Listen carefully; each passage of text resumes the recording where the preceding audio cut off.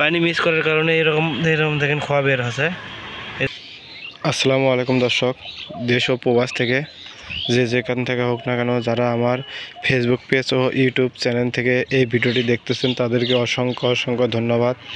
দর্শক, আজকে আমি আপনাদের মাঝে আবার একটা নতুন ভিডিও নিয়ে হাজির হয়েছি। আজকের ভিডিও এই জন্য করা, অনেকে দেখা যায় যে কলমে ঢালাই দেওয়ার পর কলমে হানি বার হয়, অর্থাৎ খোয়া বের হয়। এই সম্পর্কে আমি আপনাদের মাঝে আবার একটা ভিডিও নিয়ে হাজির হলাম। দয়া করে সবাই সম্পূর্ণ ভিডিওটি দেখার চেষ্টা করবেন। দর্শক, দেখা যাচ্ছে যে স্টিল বোর্ড দিয়ে ঢালাই দিলে কলমের এই পাশে কর্নারে কলমটা অনেক সুন্দর হয়, বাড়ায়, আর এই পাশে দেখা যায় যে কলমটা খোয়া বের হয়। এই খোয়া বের হওয়ার কারণেই আমরা মনে করি যে কলমটা খারাপ হয়েছে। আসলে বিষয়টা তা না, যে দিক দিয়ে পানি মিস হবে সেই দিক দিয়েই খোয়া এরকম বের হবে। এই জন্য স্টিল বোর্ড দিয়ে ঢালাই দিলে অবশ্যই এরকম ফর্ম ব্যবহার করতে হবে, এরকম পাতলা ফর্ম ব্যবহার করতে হবে। যে পাশ দিয়ে বোর্ডটা জোড়া লাগানো হয় সে পাশে ফর্ম ব্যবহার করতে হবে। এই যে দেখুন দর্শক, আপনাদের মনে প্রশ্ন থাকতে পারে এই ফর্মগুলো কীভাবে এটার সাথে এভাবে আটকে থাকে। তবে এটা এমনি এমনি আটকে থাকে না, এটা আটকে থাকার কারণ আছে। এই কারণটা হলো, যখন এটা লাগাবেন তখন অবশ্যই এই জায়গায় এই যে এইরকম আঠা, এরকম আঠা দিয়ে এই জায়গায় এই ফর্মটা লাগাতে হয়। যদি এই ফর্মটা এইভাবে লাগান তাহলে এই যে এই পাশ দিয়ে যে পানি যাওয়ার মিস করার কথা, যেহেতু এই বোর্ডগুলো নোয়ার অনেকবার ঢালাই দেওয়ার কারণে এইগুলো আপ ডাউন হয়ে যায়, অনেক সময় ভাগা যায়। এই জন্য এই ফর্মগুলো দিলে প্রত্যেকটা জায়গায় কর্নারে এই ফর্মগুলো লাগে যাওয়ার কারণে পানি মিস করে না। এই জন্য যখন আপনারা এই স্টিল বোর্ড দিয়ে কলম ঢালাই দেবেন অবশ্যই এইভাবে আটা লাগিয়ে নেবেন, আপনাদের পানি মিস করবে না। যদি পানি মিস করে তাহলে তো বুঝতেই পারছেন অবশ্যই কলমটা আপনার খারাপ হবে। এই যে দেখুন, এখানে শর্ট কলম নিচে দেওয়া হয়েছে, দেখেন কোনো দিক দিয়েই মিস হয়নি। এই যে দেখুন, এই পাশে যেহেতু কর্নারে তো বোর্ড সেটিং করা থাকে, এইভাবে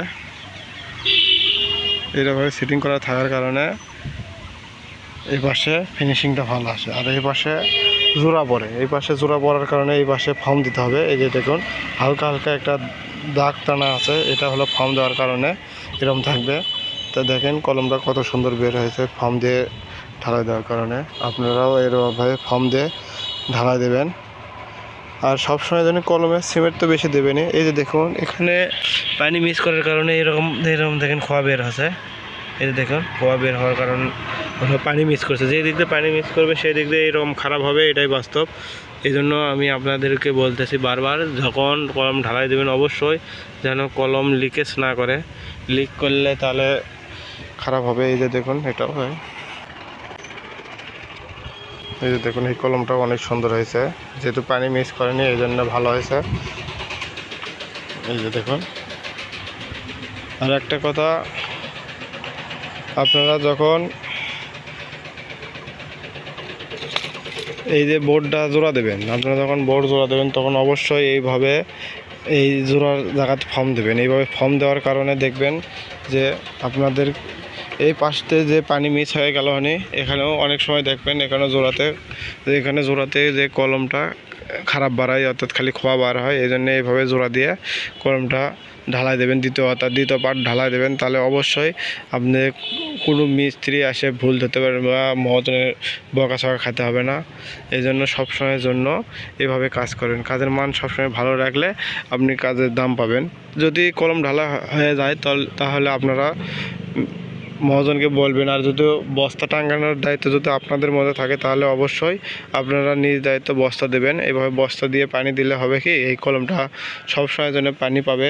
কারণ এলে কলম যে ঢালাই দেওয়া হয়, এই যে দেখুন বোর্ডগুলোর বেশিরভাগ সময় মোবিল বা তেল ব্যবহার করা হয়। আপনারা তো জানেন মোবিল বা তেলে কোনো পানি মিস হয় না, অর্থাৎ পানি দেওয়ার সাথে পানি পড়ে যায়।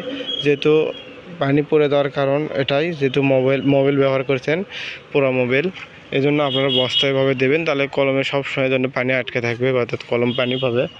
এই জন্য এইভাবে ঢালাই দেবেন। দেখেন বেশ কটা কলমে আপনার বস্তা বাঁধে দেওয়া হয়েছে। ওই যে দেখুন বস্তা বেঁধে দেওয়া হয়েছে, যেহেতু এই পাশে আজকে কলম উঠবে সম্ভবত, এই জন্য এই পাশে বস্তা বেঁধে দেওয়া হয়নি। যেহেতু ঢালাই হয়ে গেলে পরের দিনে এসে বোর্ড খুলে ফেলে দিলে তারপরে আপনাদের এই কলমে বস্তা বেঁধে দেবে।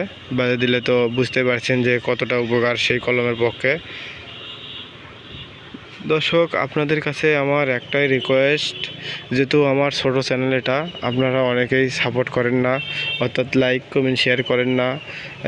আপনাদের কাছে একটাই অনুরোধ, আপনারা অন্তত একটা সাবস্ক্রাইব আমাকে উপহার দেবেন। দয়া করে সবাই আমাকে সাপোর্ট করবেন। দর্শক, আমার ভিডিও কোয়ালিটি হয়তো অনেকটা খারাপ, যেহেতু আমি নতুন ভিডিও তৈরি করতেছি। যদি ভিডিওর মাঝে কোনো জায়গার যদি আপনাদের বুঝতে প্রবলেম হয় অবশ্যই কমেন্ট করবেন আমার কাছে, আমি আপনাদের সেই কমেন্ট ধরে সেই ধরনের ভিডিও আপলোড করার চেষ্টা করব। দর্শক, দয়া করে সবাই আমাকে সাপোর্ট করবেন। দর্শক, ভিডিওটি আজ এই পর্যন্ত, আবার দেখা হবে অন্য কোনো ভিডিওতে। ততদিন সবাই ভালো থাকবেন, সুস্থ থাকবেন।